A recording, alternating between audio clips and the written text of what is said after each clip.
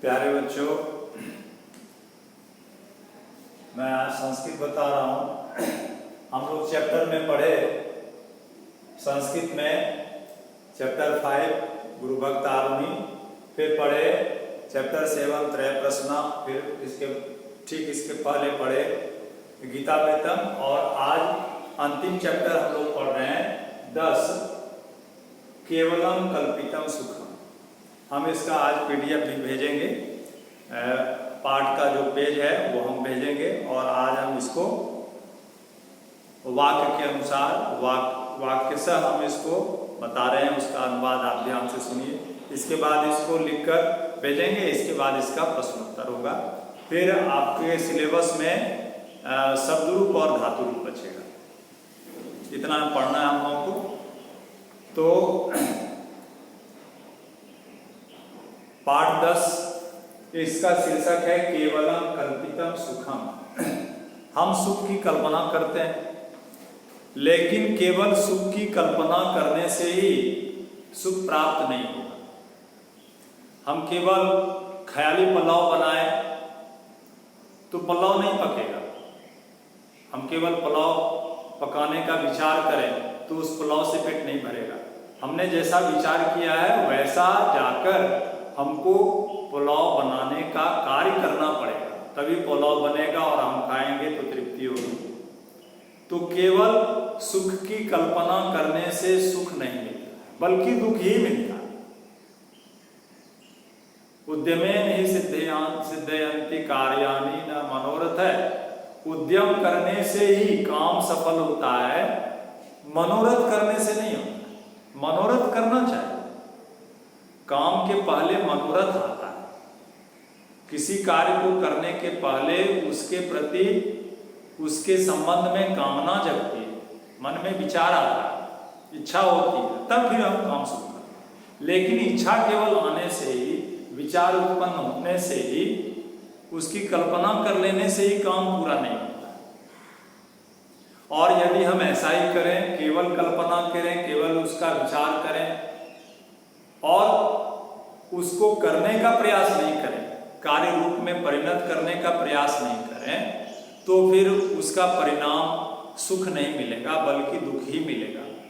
तो यह किस प्रकार होगा, यह कहानी बताता है। एक भिक्षुक आसीत, एक भिखारी था। सब प्रतिदिनम भिक्षाटनम करोति स्म। वह रोज भिक्षाटन करता था, मतलब घूम घूम कर भिक्षा मांगता था। भिक्षया संचितेन धनेन स गोधूम चूर्णम कृणाति स्म। भिक्षया, भिक्षा से, संचितेन धनेन, जमा किए गए धन से, वह गोधूम चूर्णम, गेहूं का आटा, कृणाति स्म, खरीदता था। स अतीव कृपण आसीत, वह बहुत ही कंजूस था। कृपण मतलब कंजूस। अतः तत्चूर्णम अभुक्त्वा एकस्मिन् मृदघटे संचिनोति स्म। अतः इसलिए तत्चूर्णम अभुक्त्वा, उस आटे को न खाकर, एकस्मिन् मृदघटे, एक मिट्टी के घड़े में, संचिनोति स्म, संचित करता था, जमा करता। चूंकि कृपण था, कंजूस था। ऐसा घटा तस्य शय्यायाः पार्श्वे, यह घड़ा उसके बिछावन के, शय्या मतलब बिछावन, शय्यायाः पार्श्वे, पार्श्वे मतलब तरफ, बगल में, बिछावन के पास, एकस्मिन् नागदंत, एक खूंटी पर, कील से, नागदंत मतलब खूंटा, कील, लंबमाना आसीत, लटका हुआ था। वह घड़ा जिसमें वह जमा करता था, उसके बिछावन के पास एक कील से टंगा हुआ था। एकदा सह शय्यायाम लंबायमाना चिंतयत्। एक बार उसने बिछावन पर लेटे हुए उसने सोचा, लंबायमाना मतलब लेटा हुआ, लंबमाना मतलब लटका हुआ। एक बार उसने बिछावन पर लेटे हुए उसने विचार किया, शीघ्रमेव गोधूम चूर्णेन अहम घटम पूरयिष्यामि।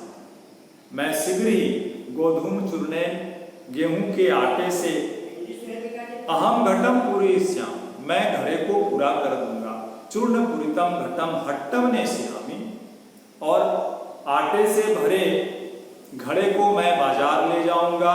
तत्र संपूर्णम चूर्णम विक्रय विक्रेष्यामि, और मैं वहां सारा आटा बेच दूंगा। तेन प्रभूतम धनम आगमिष्यति, जिससे बहुत सारा धन आएगा। तेन धनेन एकाम धेनुं क्रेष्यामि, उस धन से मैं एक गाय खरीदूंगा। धेनु, धेनु मतलब गाय।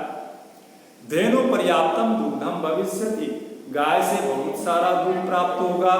दुग्धस्य बिंदुमपि, दुग्धस्य बिंदुमपि विना मूल्येन कस्मै अपि नो दास्यामि, दूध का एक बूंद भी, बिंदुमपि बूंद, एक बूंद भी बिना मूल्य, बिना कीमत के, कस्मै अपि नो दास्यामि, किसी को नहीं दूंगा। सर्वम दुग्धम विक्रेष्यामि, सारा दूध बेच दूंगा। दुग्धस्य विक्रयेण यत् धनम आगमिष्यति, दूध के बेचने से जो धन आएगा, तेन एकम सुंदरम भवनम निर्मास्यामि, उससे मैं एक सुंदर घर बनवाऊंगा। तथा विवाहम करिष्यामि, इसके बाद विवाह करूंगा। सुखेन निवसिष्यामि, और फिर सुख से रहूंगा, आराम से रहूंगा।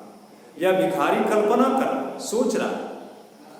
भिक्षुक अग्रे अचिंत्यत, उस भिखारी ने आगे सोचा, कल्पना किया। कदाचित मम भार्या स्वपुत्री गृहम गंतुम वदिष्यति, कभी मेरी पत्नी अपने पिता के घर जाने के लिए बोलेगी। अहम निषेधम करिष्यामि, मैं मना कर दूंगा। निषेध करना मतलब मना करना। अहम निषेधम करिष्यामि, मैं मना कर दूंगा। सा अधिकम अनुनयम करिष्यति, तो फिर वह बहुत विनय करेगी, बहुत आग्रह करेगी। वारम वारम तदर्थम वदिष्यति, बार बार इसी के विषय में कहेगी। अहम क्रुद्धा भविष्यामि, तो मैं फिर गुस्सा जाऊंगा।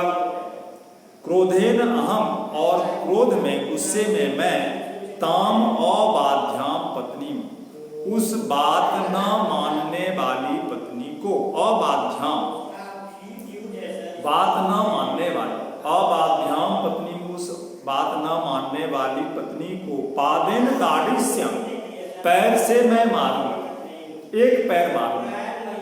एवं विचिंतयन्, ऐसा विचार करते हुए स भिक्षुक, उस भिखारी ने तत्चूर्ण पूरितम घटम एव पादेन अताड़, स भिक्षुक, उस भिखारी ने तत्चूर्ण पूरितम घटम एव, उस आटे से भरे घड़े को ही पादेन ताड़यत, पैर से मार दिया, एक पैर मार दिया, चला दिया। मृद घट भग्न, वह मिट्टी का घड़ा फूट गया। गोधूम चूर्णम च भूमौ विक्षिप्तम, और आटे का आटा, उस घड़े का आटा चारों तरफ बिखर गया। काल्पनिकस्य सुखस्य मूलम एव नष्टम, काल्पनिकस्य सुखस्य मूलम एव नष्टम, उसके इस काल्पनिक सुख का मूल ही नष्ट हो गया। अभी तक जो वह कल्पना कर रहा था, और कल्पना करके जो वह सुखी हो रहा था, तो उसका मूल क्या था? वहां उसके पास में लटका हुआ वह मिट्टी का घड़ा, जिसमें कि वह आटा जमा करता था, और जिसके आधार पर वह भविष्य की इतनी योजना बनाकर, कल्पना कर खुश हो रहा था, वही नष्ट हो गया। एवं एव निरुद्धमस्य, इसलिए इस प्रकार निरुद्यम, जो आलसी है, जो उद्यम नहीं करता है, उसके, निरुद्धमस्य जनस्य, आलसी मनुष्य के लिए, केवलम कल्पितम सुखम दुखाय एव भक्ति, केवल सुख की कल्पना करना दुख का ही कारण होता है। दुख की कल्पना करना कोई नहीं चाहता, हमेशा सुख की कल्पनाएं लोग करते हैं, और सुख की कल्पना करना बुरा नहीं है, करना ही चाहिए। लेकिन जो केवल आलसी है, कुछ करता नहीं है, बस केवल कल्पना ही करता है, उस कल्पना को साकार करने के लिए वह कोई कार्य नहीं करता है, तो केवल उसकी यह कल्पना उसको सुख नहीं बल्कि दुख ही देती है, इससे केवल दुखी होता है। इसलिए आलसी मनुष्य के लिए काल्पनिक सुख दुख का ही कारण होता है, उत्तम ही, इसीलिए कहा ही जाता है क्या, उद्यमेन हि सिद्धयन्ति कार्याणि न मनोरथ है।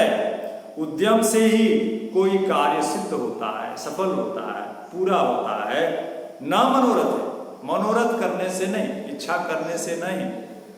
न हि स्यस्य सुप्तस्य प्रविशन्ति मुखे मृगा। जैसे सोया हुआ शेर के मुख में अपने आप हिरन नहीं चला जाता। हिरन यदि अपने आप यह सोचे कि मैं वन का राजा हूं और केवल कल्पना करें, आंख मूंद कर सारे हिरन आ गए और एक हिरन आगे बढ़ा और प्रार्थना किया, उसने हमको प्रणाम किया, मैंने मुंह खोला और हमारे पेट के अंदर चला गया, हमको खाना भी नहीं पड़ा, पेट भर गया। केवल कल्पना करने से ऐसा नहीं, बल्कि हिरन उसको तब मिलेगा जब वह उठेगा और शिकार करेगा, मेहनत करेगा, तभी हिरन मिलेगा और उसका पेट भरेगा। कहने का अर्थ हुआ केवल सुख की कल्पना करना नहीं चाहिए। सुख की कल्पना करना है, लेकिन केवल सुख की कल्पना नहीं। उस सुख की कल्पना को साकार करने के लिए, उस कल्पना से सुख मिले हमको, या इसको वास्तविक करने के लिए हमको वैसा कार्य भी करना पड़ेगा आलस छोड़कर, तभी हम सुखी हो पाएंगे। धन्यवाद। इसका शब्दार्थ याद करना है आपको, और अभी इसका हम PDF भेजेंगे और इसके बाद फिर दूसरे दिन हम इसका प्रश्न उत्तर भेजेंगे। फिर इसके बाद सिलेबस में पढ़ना रहेगा शब्दार्थ और शब्द रूप और धातु। धन्यवाद।